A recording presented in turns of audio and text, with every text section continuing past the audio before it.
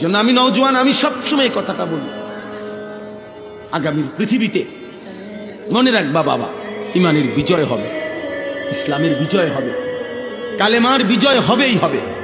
নবীজি সাল্লাল্লাহু আলাইহি ওয়াসাল্লামের অসংখ্য অগণিত ভবিষ্যৎবাণী স্পষ্ট আছে বিশুদ্ধ হাদিস। মাহদী আসবে, দাজ্জালও বের হবে, আর দাজ্জালের শেষ পর্যন্ত পতন হবে, পৃথিবীর শেষ ইহুদিটা ধ্বংস হবে। সারা বিশ্বময় মাহদীর নেতৃত্বে ইমানের পতাকা, ইসলামের খেলাফত প্রতিষ্ঠিত হবে।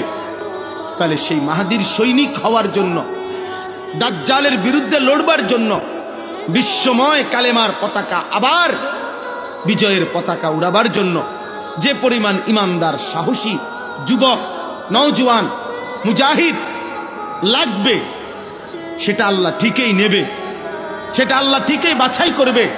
দোস্ত আমার, বন্ধু আমার, দেখার বিষয় হলো তোমারে নেবে কিনা, তোমাকে মালিক নেবে কিনা।